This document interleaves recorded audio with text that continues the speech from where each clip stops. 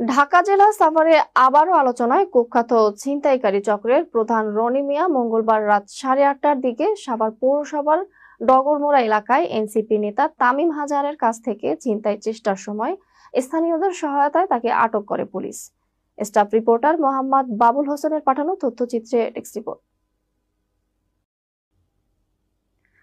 গ্রেফতারকৃত রনি মিয়া সাভারের ডগরমোড়া এলাকার মৃত আব্দুল গনি মিয়ার ছেলে।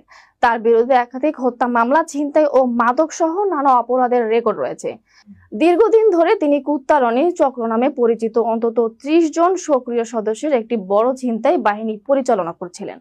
ভুক্তভোগী তামিম আজাহার বৈষম্য বিরোধী ছাত্র আন্দোলনের সাভার উপজেলা শাখার সাবেক মুখ্য সংগঠক এবং জাতীয় নাগরিক পার্টির সাভার উপজেলা সমন্বয় কমিটির সদস্য। সাভার মডেল থানার অফিসার ইনচার্জ মোহাম্মদ জুয়েল মিয়া জানান, ঘটনাস্থল থেকে রনি মিয়াকে আটক করা হয় এবং তার কাছ থেকে একটি চাইনিজ সুইচ গিয়ার উদ্ধার করা হয়েছে। তিনি আরো জানান, মাত্র 1 মাস আগে হত্যা মামলায় জামিন পেয়ে বের হয়েছিল রনি। জামিনে বেরিয়ে ফের ছিনতাই সহ বিভিন্ন অপরাধে জড়িয়ে পড়ে সে। পুলিশ জানায়, রনিকে বুধবার আদালতে পাঠানো হয়েছে। তার নেতৃত্বাধীন কুত্তারণী চক্র এর অন্যান্য সদস্যদের গ্রেফতারে বিশেষ অভিযান চলছে।